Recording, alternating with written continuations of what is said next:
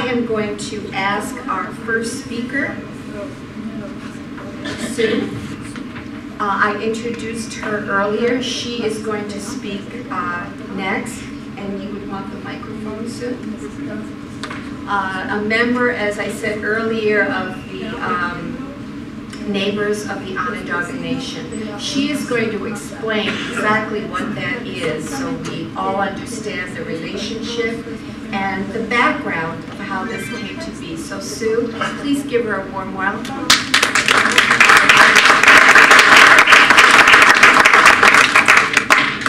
Just in case.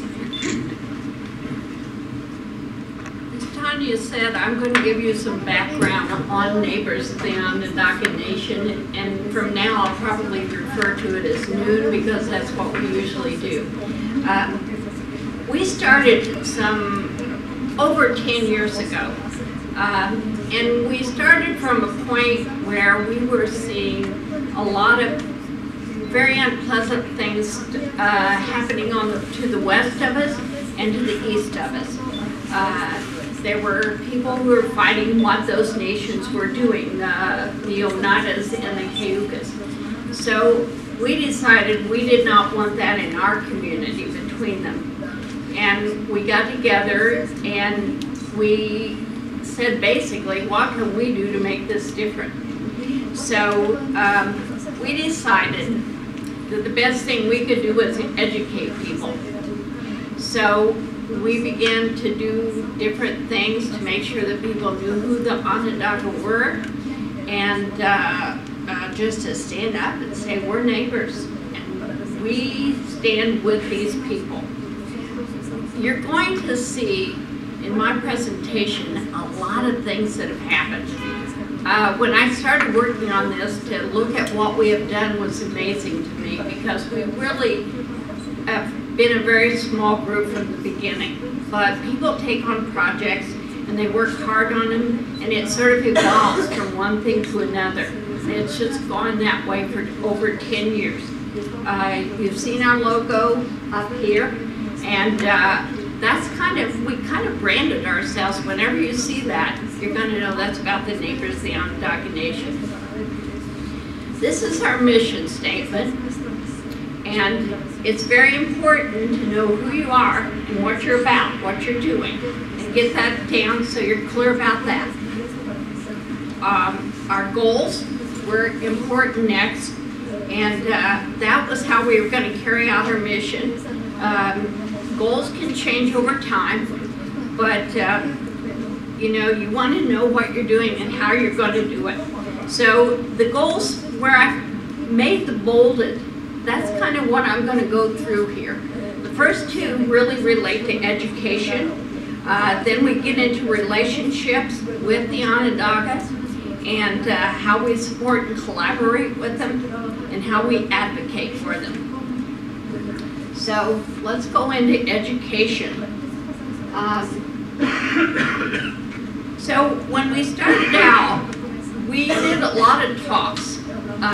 We would go out, anyone that would let us go and talk, we would go out and talk to them. Been with Freedom many times to talk, and we would take someone from Onondaga to go with, we'd have them go with us, and they had a video they made called Brighten the Chain, and we'd use that, we'd run that, and we'd talk about the Onondaga, and people would ask questions. And this is just a sampling of some of the places we've been. And then, of course, we did tabling. And we'd go anywhere that we could put up a table and put out our materials and just talk to people. I can't tell you how many times people have said to me, where do these people live? You know, I say just south of us.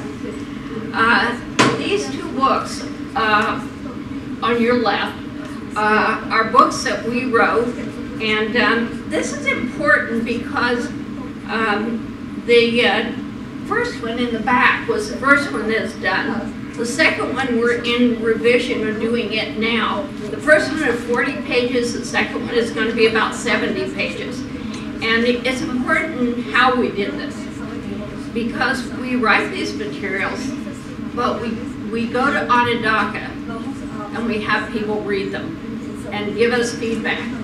So we're not the experts, and we do develop these materials, but we make sure that we've got it right.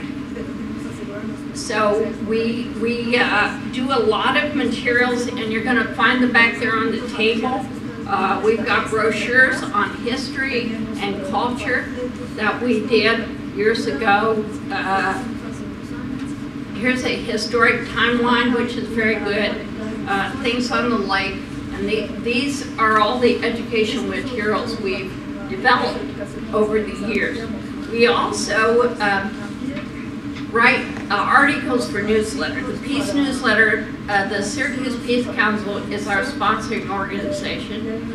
We also have articles regularly in the Onondaga Nation newsletter. Then we have a website, and we put a lot of information on there that people can go into and get that information. History on the Onondagas, what their environmental issues are. There are a lot of articles on there that people can look at, and there are a lot of, it's access to videos too. So the website has a tremendous amount of information, and refers people to the Onondaga website, which is extremely good. We have an announcement listserv of about 725 that we use regularly, that we can call people to write letters and kind of move people along.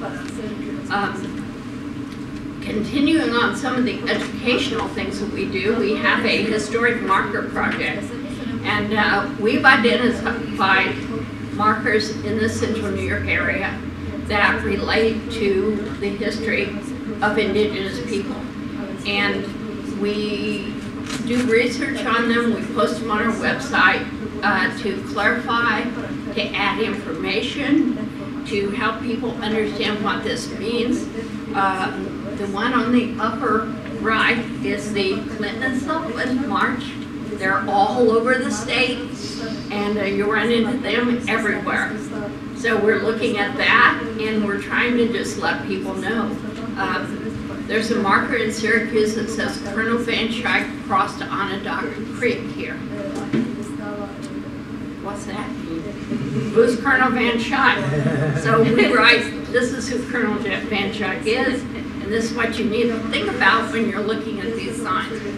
The one in the center is very important because it's a sign at Onondaga Lake at the park, and it's a sign on the Iroquois Confederacy. We knew this was an issue when we had a potluck with the Onondaga. I took a copy of this, and they wrote down the things they wanted to see changed, and that's where we started. We are in the process now of creating a new sign. We've been to the park superintendent, and he's agreed to replace the sign.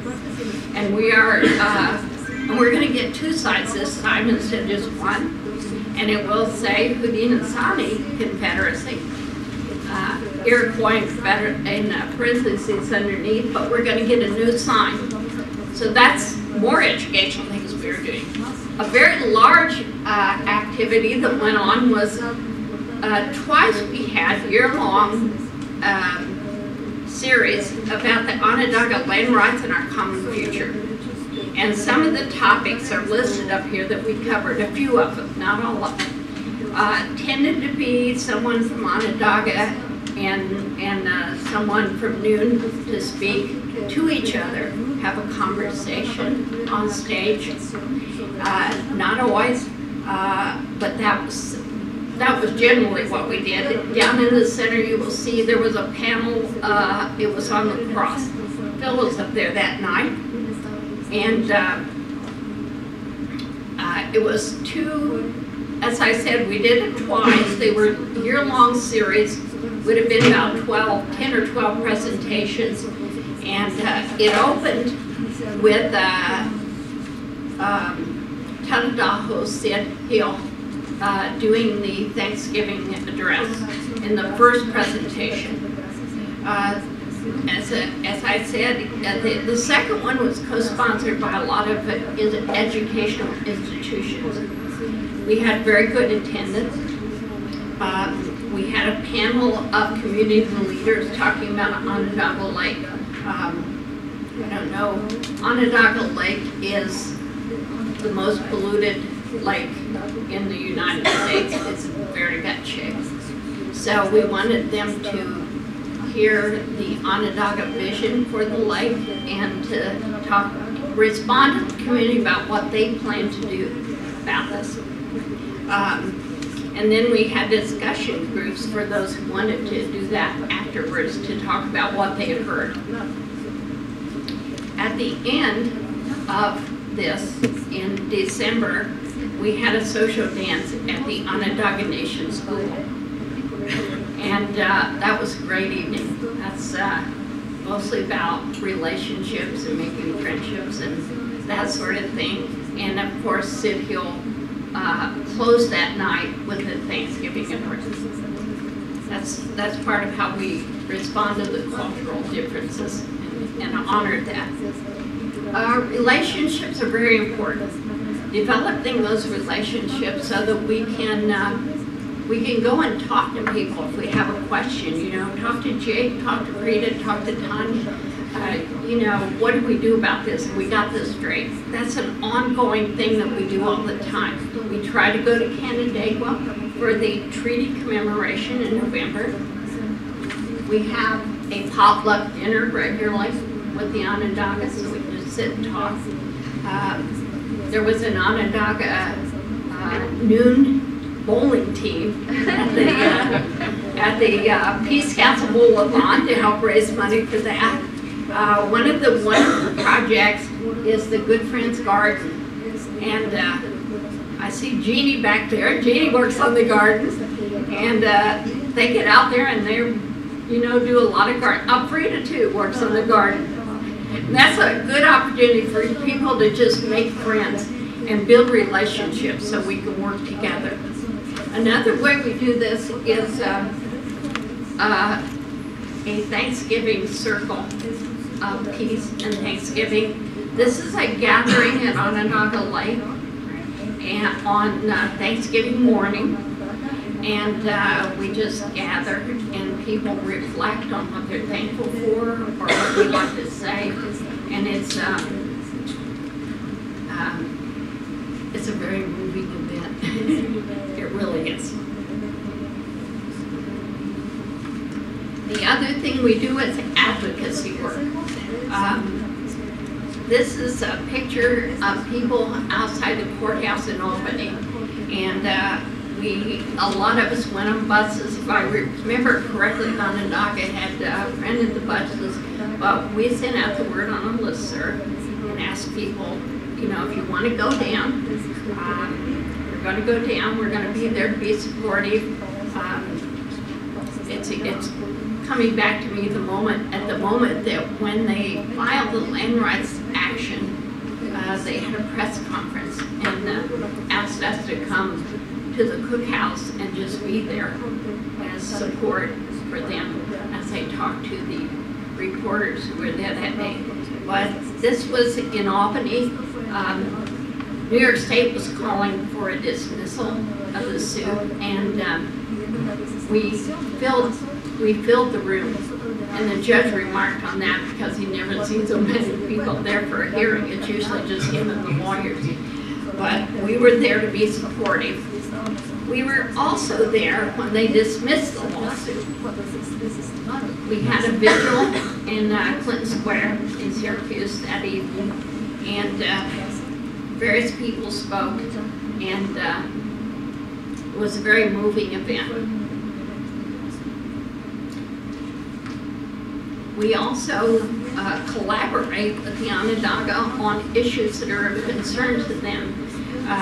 Two particularly are hydrofracking and Onondaga Lake, of course. The cleanup, we're trying to get more of a cleanup when Honeywell wants to do. So we push for that, and we get people out to follow what they're doing and to ask questions. And the book on the right is Onondaga's vision for what they would like the lake to be. So we have passed those out a lot, because one of the questions that came up in our community is, what do the Onondaga want? So they went to work and wrote this vision, which is basically based on their Thanksgiving address. That's the structure they outlined for it. And we do what we can to support that. Sometimes we help other people with projects. A man in Syracuse, Lloyd Withers, went to the Onondaga Council and asked for land to be transferred to the Onondaga, and he succeeded in that. We were at the courthouse for hearings and, you know, did what we could to support it. So my last slide is just to let you know that these are the main points. We try to build relationships of trust.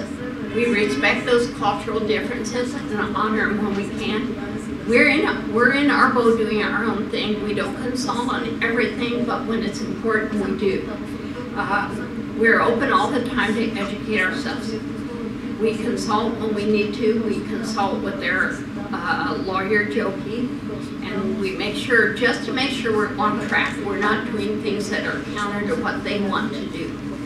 We have long-term commitments. It's really important to be involved long-term and to be there for years. We try to avoid romanticizing the Onondaga or the work that we're doing. It's hard work, but it's very rewarding work. And it's important to know who you are and why you're doing it, and have your own spiritual values so that you know what you're about. Because this can be very challenging work, but as I said, it's been very rewarding, and we are very happy we've been doing it for the last 10 years. Thank you.